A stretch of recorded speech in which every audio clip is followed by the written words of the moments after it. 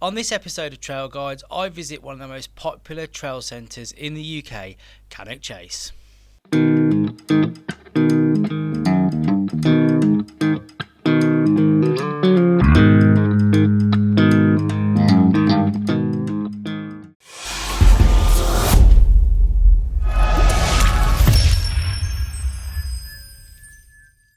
Cannock Chase is in an area of outstanding natural beauty, in the heart of the Midlands, just north of Birmingham, less than 10 minutes from the N6, making it possibly the most popular mountain bike trail centre in the UK. And as one of the largest trail centres, it has full facilities, plenty of parking, cafe and well-stocked bike shop and bike wash. Cannock has two main trails, the first named Follow the Dog and takes the average rider about 45 to 60 minutes to complete. The second is called the Monkey and is a step up in both fitness and skill with bigger climbs, harder descents and takes the average rider about an hour and a half. So today I'm going to be exploring both of these trails, and this is known locally as doing the donkey or the monk dog. Obviously, duh.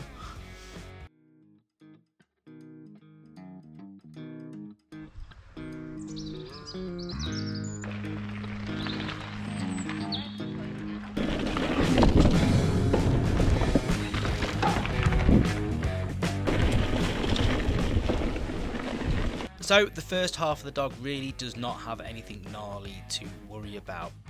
It does have a few technical sections like this big boulder garden called Stegosaurus.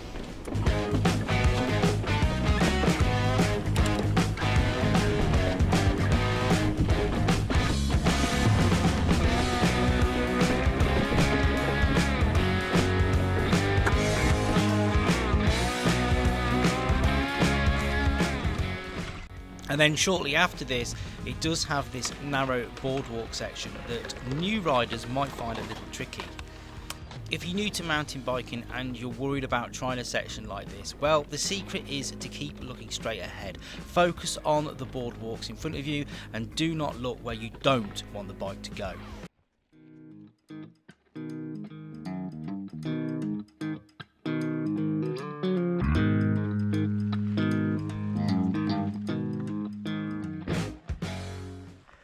This is Cannock Hill. Easy straight climb up there. What people don't realise is, just to the left here, there's a bit of single track that goes up through the trees. So if you don't like a fire road climb, you can just take it's a longer, but a more fun climb through the trees.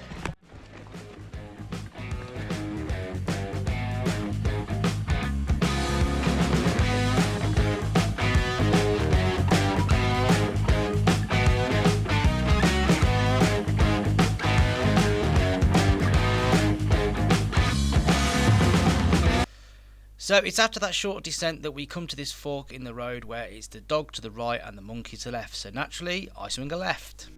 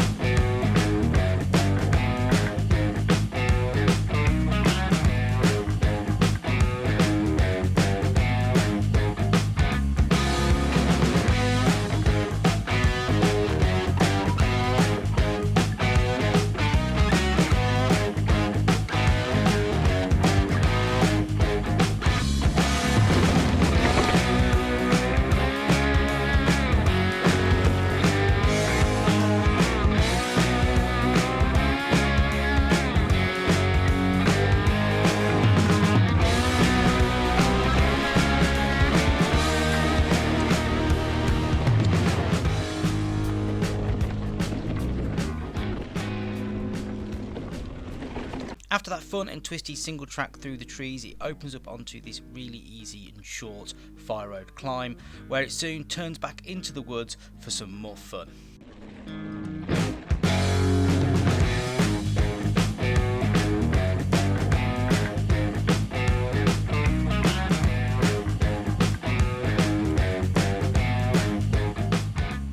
So as you get to here, there's a black trail goes off to the left for advanced riders only.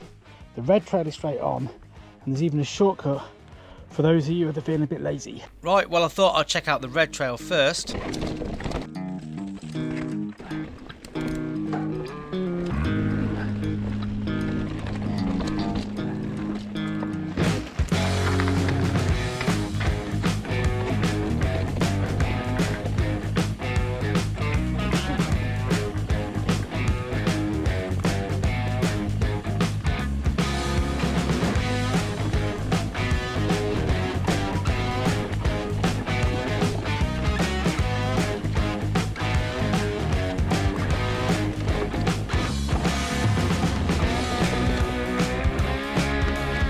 Even though it's the red section, you can still get caught out by these tight trees, as I'm just about to find out. Ow. Ow. Anyway, that's the red section, so let's go back and have a look at the black.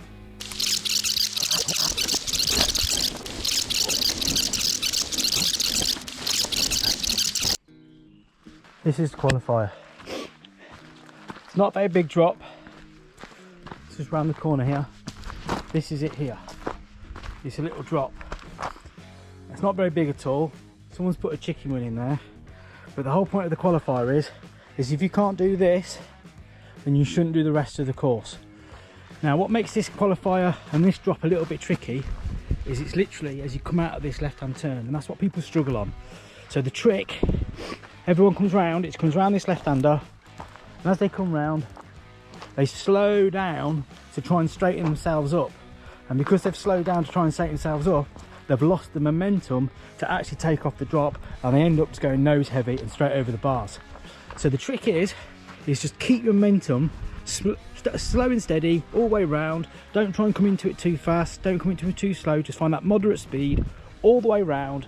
And even if you haven't fully straightened up, you're aiming till you're straight as you go off it, and that way then as soon as you lift off it, you land and you're straight down there to the left of that tree. Obviously that's the problem, is a drop and a tree straight in front of you.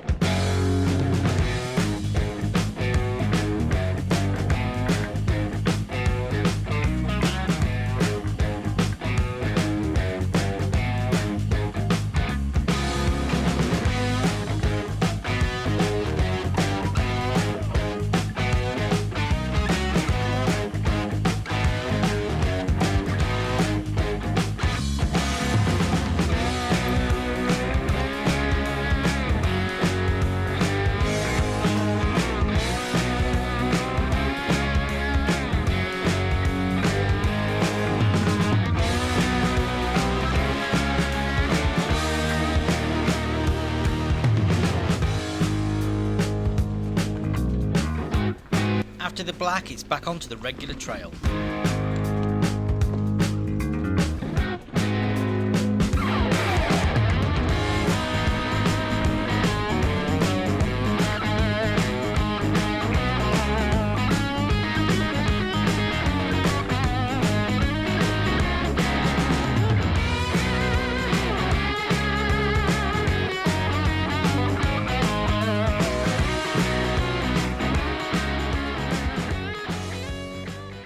I've now reached the part of the trail with the two hardest climbs, and that's upper and lower cliff. But the reward is worth it because these are also the two largest descents.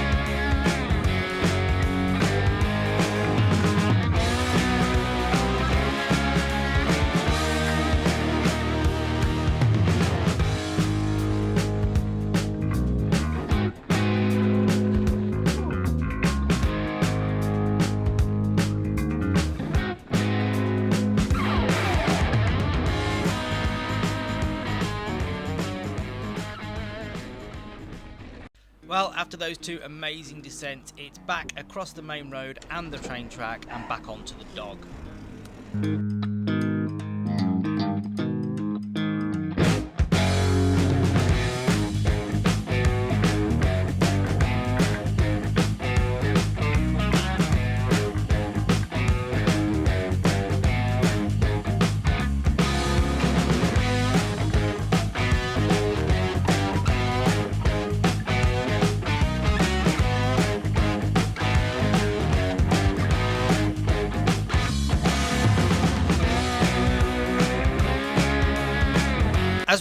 towards the end of the dog, the trail forks into two to encompass one of its few black sections, a small boardwalk and a slightly technical rock garden.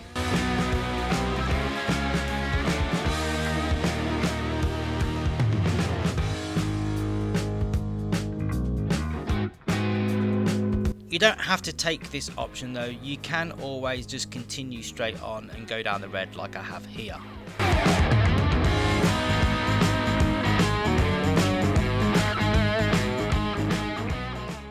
And just before the trail comes to an end, we have one final black section, a small technical drop between two tight trees. Note the interesting markings on both trees.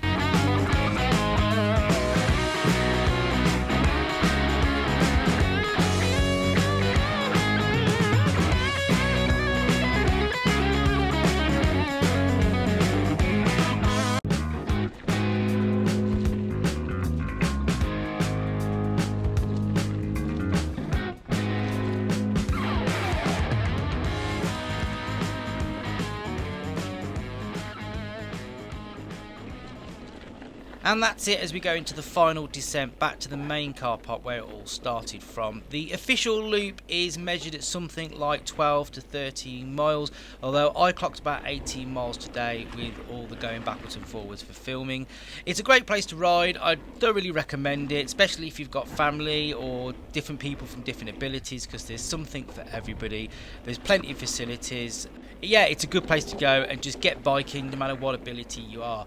Also, if you're feeling a bit more adventurous, there's plenty of off-piste and natural trails, sort of hidden trails that people have built all across this area. We're probably going to do a video on those trails at some point in the future, but we won't be giving away the locations because, you know, that's not the done thing. I hope you enjoyed this and this give you a feel of what Cannock Chase is all about if you've not been there before. And yeah, and as always, if you did like it, give it a big thumbs up and don't forget to subscribe. Until next time, guys, see you later. Bye-bye.